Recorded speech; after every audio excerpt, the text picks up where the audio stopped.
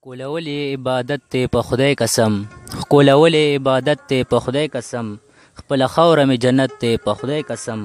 دا زما خاوره مې په وینو سره کې وایي، دا زما خاوره مې په وینو سره کې وایي، دا د دې خاورې حفاظت دی په خدای قسم. ګرانو مینوالو نیکې خیلې سلامونه. په ادبي خپرونه پټلانو کې زه یم ستاسو ورور ستاسو ملګری معاذ صابر سره د خپل ګران ملګري انعام الله سره. نن زموږ سره په ادبي خپرونه کې زموږ ورور زموږ ملګری اویس پښتون زموږ سره موجود دی، او د دې سره زموږ سره نور ملګري هم دي. اسم نوم دی او قاسم نوم دی. نو راځئ مینوالو چې د اویس صاحب د دوی د ژوند په باره کې پوښتنه وکړو او بیا ترې کار خوند خبرې ریکارډ کړو ستاسو سره شریک کړو. السلام علیکم اویس پښتون صاحب. وعلیکم سلام. ډېره مننه معاذ صابر صاحب، ستاسو د کار درته ستاینه کومه. ډېر ښکلی د پښتو د ادب سره مینه، د شعر و شاعرۍ سره مینه او دا د خلکو ورسره مینه پیدا کول، نو دا ډېر ښکلی، ډېره ستاینه او مننه یې درته کومه. ډېره مننه. ډېره مننه اویس پښتون صاحب. اویس پښتون صاحب په دې ادبي خپرونه کې به مینوالو ته داسې ووایه چې دا مینوال ته هم مزې والي او زموږ د ناست ملګري هم. زه یو غزل به در سره شریک کړم. د هغې نه مخکې یو درې شعره چې ستا د زلفو بسایې ته رسم، چې ستا د زلفو بسایې ته رسم، هله به قصد مې دی پایې ته رسم، چې ستا د زلفو بسایې ته رسم، هله به قصد مې دی پایې ته رسم.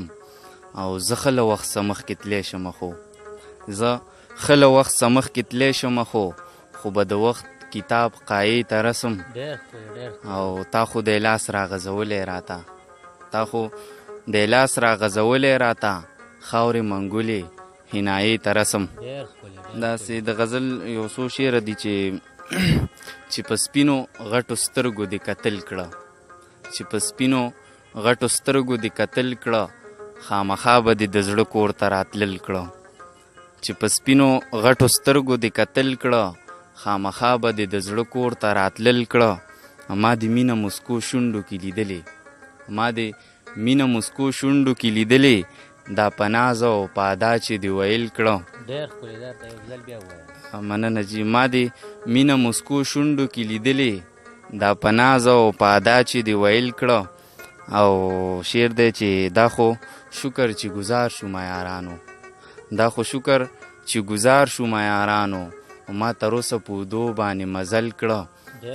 او ناګهانه چې رخسار دې له ما پټ کړه، ناګهانه چې رخسار دې له ما پټ کړه، کبرجنې دا دې څه را سره کړل کړه، ناګهانه چې رخسار دې له ما پټ کړه، کبرجنې دا دې څه را سره کړل کړه.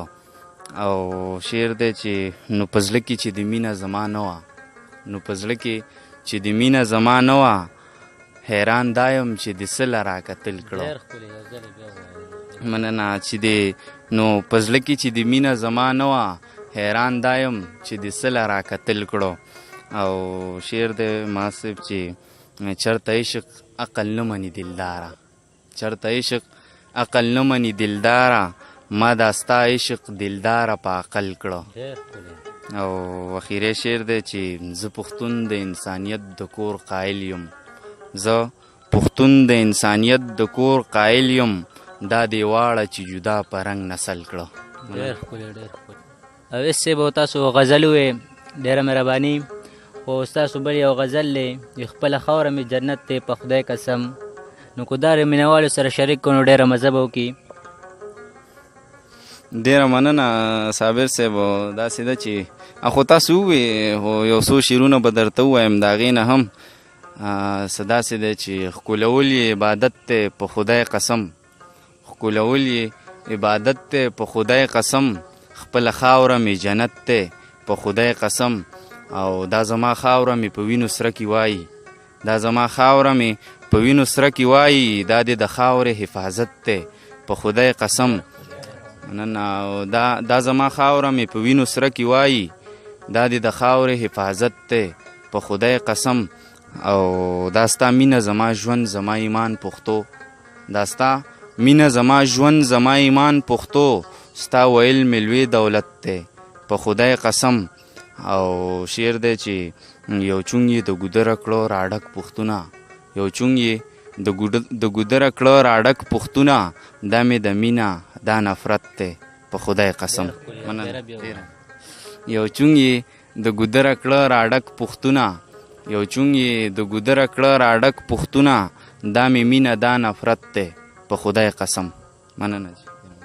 ګرانو مینوالو، دا و زموږ سره اویس پښتون صاحب چې دوی خپل کلامونه وړاندې کړو. امید لرم چې تاسو به هم خوندونه اخیستي وي. نو انشاءالله پر روانه ادبي خپرونه کې بیا ملاقات کیږي. د هغې پورې مالې اجازت راکړئ. د خدای په امان.